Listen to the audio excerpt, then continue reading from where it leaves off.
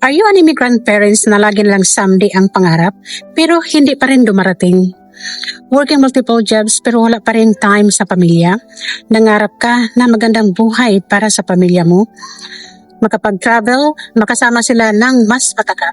No, laging someday kasi ang daming responsibilidad sa buhay? I get it. Ganyan din ako dati.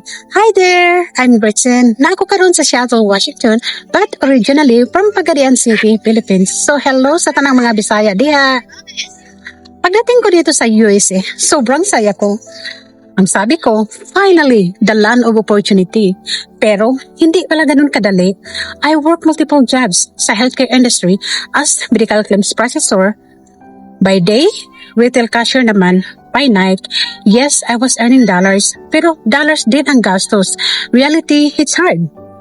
Pinakamasakit, halos nawalan ako ng time sa pamilya ko. At kahit anong kayod, kulang pa rin pang bayad ng bills every month. One day, I prayed so hard. Sabi ko, Lord, gusto ko lang naman na may quality time sa pamilya ko without sacrificing my needs. Then one day, may nakita akong isang just like what you're watching right now. Isang Pilipina from Texas, just like me, working multiple jobs. Walang time sa pamilya, pero after 2 years of doing this business, nabago ang buhay niya. So I got curious. I reached out to her. She told me to watch the prayer info to see if this aligned with my interests. And after watching, doon ko talaga na-realize na ang dami na palang taong tulad natin, simple moms, staying home mom, ordinary people na nabago ang buhay. And I said to myself, pwede pala, kaya ko rin to. So I said, yes, nag-join ako sa business. Fast forward to today, 3 years na ako sa business.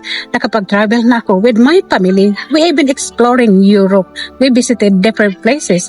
Nakakatulong na ako sa pamilya ko sa Pilipinas. Nakapagawa ko na ang bahay ko. I have a new roof, new insulation worth 20K paid by my online business and earning 4 to 5 figures every month.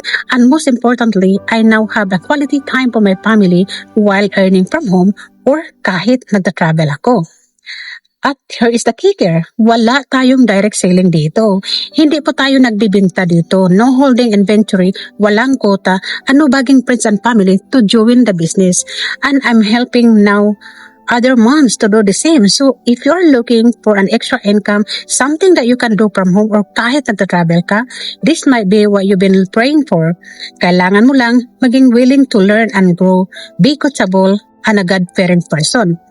So, if that's you, click the message below. I'll send you the same video that I changed my life and thousands of lives in the community. Thank you so much for watching, kabayan. See you in the inside. Bye for now.